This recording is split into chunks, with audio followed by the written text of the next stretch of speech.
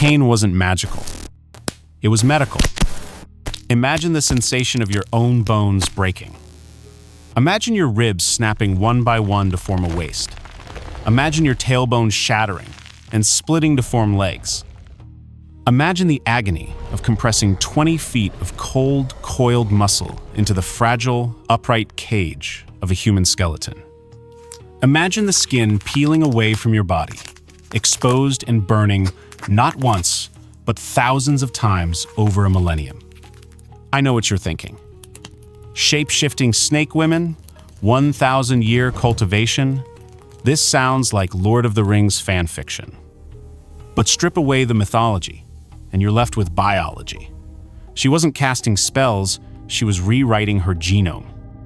This is evolutionary horror dressed in silk. She is a biological anomaly, a creature of the wild who looked at the chaotic, messy, violent world of human beings and decided she wanted to be one of them. But the universe has rules. The monsters, the Yao, and the people, the Ren, are separated by a wall of cold, hard physics. Crossing that wall requires cultivation. To the Western mind, cultivation sounds like gardening, or maybe sitting under a waterfall finding inner peace. In Chinese mythology, cultivation is biohacking. It is the act of forcing your spirit to overpower your biology. It is a 1,000-year process of suppressing your instincts, your hunger, and your natural form. Every second she exists in this human skin, she is burning energy to hold the illusion together. She is fighting a war against her own DNA. And the tragedy of this story isn't that she fails. The tragedy is that she succeeds too well. She becomes the perfect wife, the perfect mother, the perfect healer. She becomes more human than the humans who hunt her.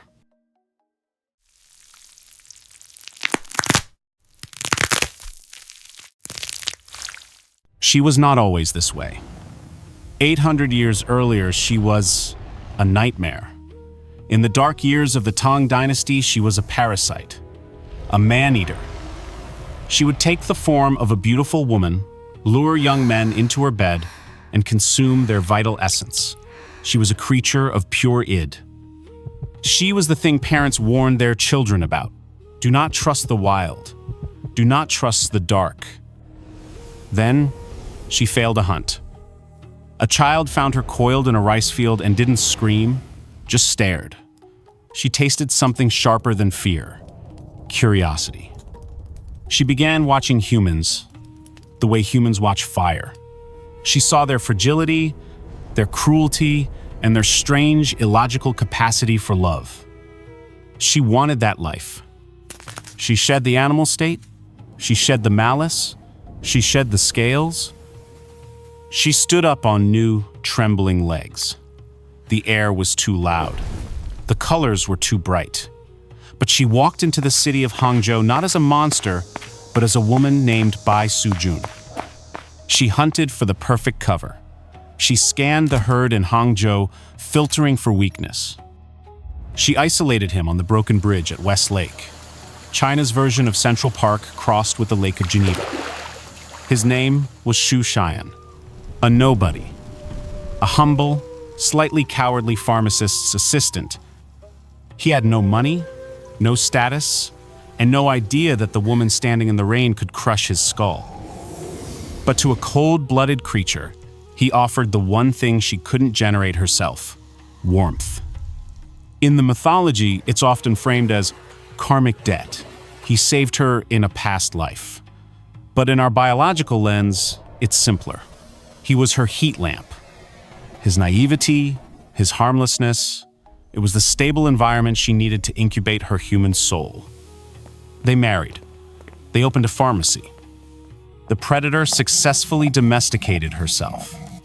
She used her magic not to kill, but to cure. She healed the sick who could not afford medicine. She became a pillar of the community. She built a life on a foundation of lies and discipline. But the universe hates an anomaly. It sends a correction.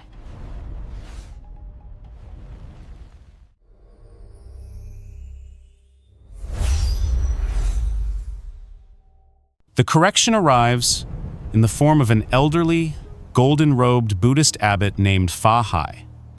To a Western audience, a monk usually sounds peaceful, like Yoda. But Fahai is not Yoda. He is a Grand Inquisitor. He is a high-ranking spiritual exorcist who wanders the countryside hunting down anything that breaks the laws of nature. He is not a villain. He is a mechanic. He looks at the world and sees a broken machine. Humans belong here, demons belong there. When they mix, the gears grind. He walks into the city and stops. He tastes copper on his tongue. To a master of his level, demonic energy isn't invisible.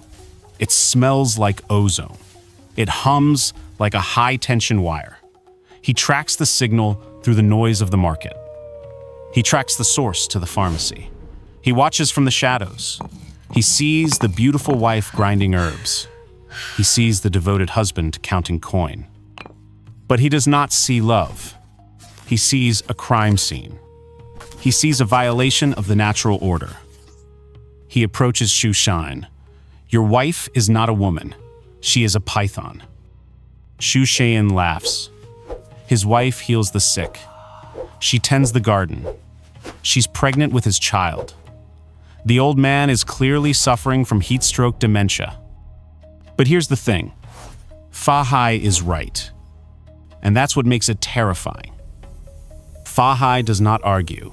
He offers a test, a forensic experiment to prove the nature of the beast. The date is the Dragon Boat Festival, China's version of the summer solstice. It is the 5th day of the 5th lunar month. The day the sun is hottest, the day the 5 venomous pests, snakes, scorpions, centipedes, toads, and spiders are forced out of their hiding spots by the heat.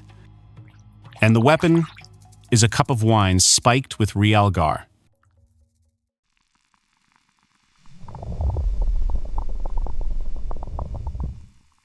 Realgar isn't just wine. It is a solution of arsenic sulfide. To the folklore mind, it repels spirits. To the biological mind, it is a neurotoxin. It attacks the liver, the blood, and the nervous system. For a warm-blooded human, it is a mild poison. It makes you dizzy, maybe a little sick. But for a cold-blooded reptile, ingesting this hot, toxic metal is catastrophic. It is a system override. Bai Suzhen stares at the cup. She knows the chemistry.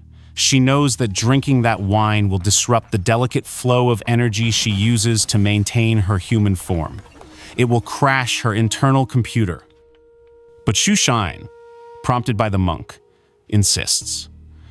It's just a celebration, my love. Drink with me. She is trapped, refuse, and she admits she is a monster. Drink, and she risks revealing the monster. She calculates the risk. She believes her cultivation is strong enough to metabolize the poison. She believes she can hold the mask in place. She lifts the cup. She drinks the arsenic. The reaction is instant. Her belly feels like molten lead. The toxicity hits her bloodstream. It isn't just pain, it's a code error. The arsenic sulfide disrupts the ATP production in her cells. The energy she uses to compress 20 feet of snake muscle into 5 feet of human woman vanishes. The illusion crashes. Her skin begins to burn. The human disguise doesn't just fade, it rips apart. The biological zipper snaps open. Suzhen pushes open the door with a cup of tea. He walks to the bed. He pulls back the curtain. He does not see his wife. He sees a massive, coiled, iridescent white python. Its scales shimmer like oil on water, the colors of the sunbeam snake. The snake writhes in agony, its forked tongue flicking, its eyes burning red with chemical pain. Suzhen does not scream. He does not run. His heart simply stops. He drops dead of pure terror. This is the central paradox of the story. The monster was willing to drink poison to please her husband. The human was so weak he died just by looking at her true face. Who is the monster now?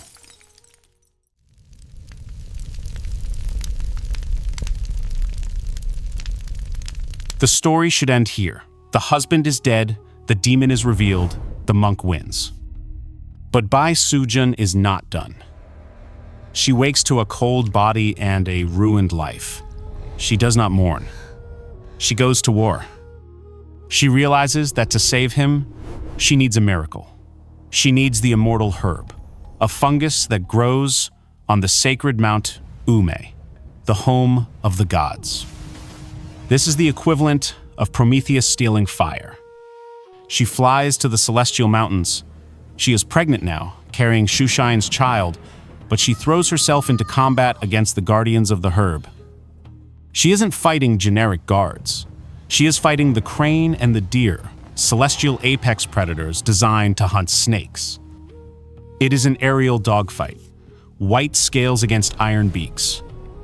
She is pregnant, heavy, and bleeding, tearing through the cloud layers of Mount Ume. She takes a beak to the ribcage. She loses half her scales. She doesn't fight to win. She fights to survive long enough to steal the fungus. The old man of the South Pole, a high-ranking deity of longevity, looks down from the high heavens. He sees a demon fighting celestial bureaucrats to save a useless human man. He sees the passion overpowering the rules. He grants her the herb. She returns. She resurrects Shushine. But the peace is broken. Fahai is not done. He sees that the demon has cheated death. He captures Shushine again, dragging him to the Golden Mountain Temple and locks him away, determined to deprogram him from the demon's spell. Bai Suzhen has tried being the good wife. She has tried being the healer. She has tried playing by the rules. Now, she takes the gloves off.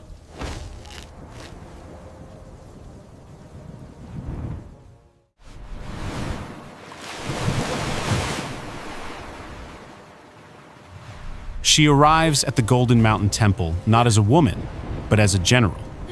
She stands at the gates and demands her husband. Fahai refuses. He stands on the steps, surrounded by his monks, chanting sutras to repel her. So, she breaks the world. She summons the armies of the water. This isn't just waves. She calls up the ancient spirits of the Yangtze River, crabs the size of tanks, shrimp soldiers with spears, turtles with shells like iron. She summons the flood. The visuals here are not clean. This isn't a swimming pool. This is black water. Sludge, debris, the chaotic, dark energy of the underworld rising up to drown the pristine golden order of the Buddhist sanctuary. This is the moment the hero becomes the villain. The water doesn't distinguish between the monks and the villagers. It smashes through the levees. The pharmacy she built? Gone. The neighbors she healed? Drowned. In her desperate attempt to save one man, she murders the very humanity she tried so hard to join. The good wife didn't vanish. She was drowned by the snake. This is the fatal flaw of her character. She has let her passion destroy the order. And she loses. Not because Fahai is stronger, but because she is pregnant. It is a resource management failure. She is trying to synthesize a human nervous system in her womb, while simultaneously telekinetically lifting millions of tons of river water. It is a biological impossibility. The baby demands the ATP. The flood collapses. She retreats, shattered and empty.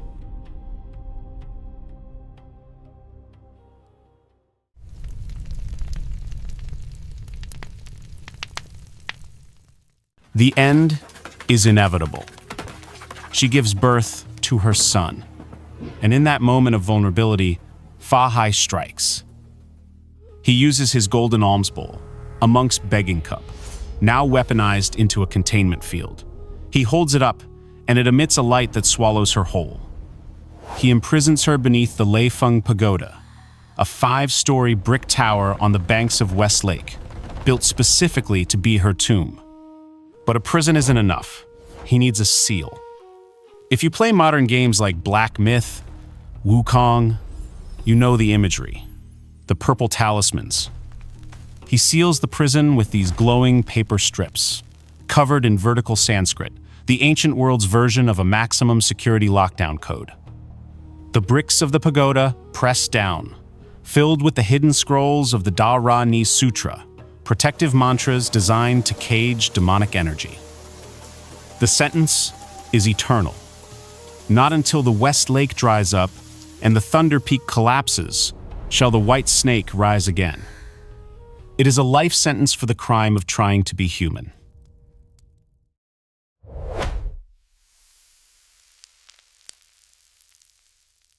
The pagoda stood for 900 years. Then it didn't. For centuries, the people visited that prison. They did not cheer for Fahai. They wept for the snake. They saw themselves in her. They left rice wine at the base. They burned incense shaped like snakes. Mothers whispered to their daughters, "She loved harder than any human. That's why they buried her." They saw the agony of evolution, the pain of trying to improve yourself in a world that wants to keep you in your box. And then, on a September afternoon in 1924, physics finally caught up with the legend. The real Leifeng Pagoda, weakened by centuries of decay and theft, suddenly collapsed. It turned into a pile of rubble. The writer Lu Xun, China's Mark Twain, cheered. He wrote an essay celebrating the collapse. He saw it as the liberation of the white snake. The seal was broken. So, what is the lesson of the white snake? It forces us to ask a terrifying question.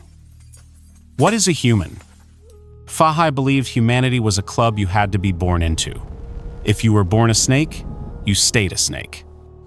Bai Suzhen believed humanity was a performance. She suffered the chemical burn of the arsenic. She suffered the pain of shedding her skin. She suffered the crushing weight of the pagoda. She proved that a soul isn't something you are given by the gods. It is something you build, piece by piece, out of your own pain. The snake was the most human person in the story. The monk was just a statue, made of stone. Maybe the universe was making a point. You can build a pagoda to suppress a nature you fear. You can use dogma, laws, and prisons to keep the monster in the box. But biology is patient. Gravity is patient. The mortar crumbles, the bricks fall, and in the end, the thing you tried to bury is the only thing left standing. Evolution doesn't ask for permission. It just breaks the container.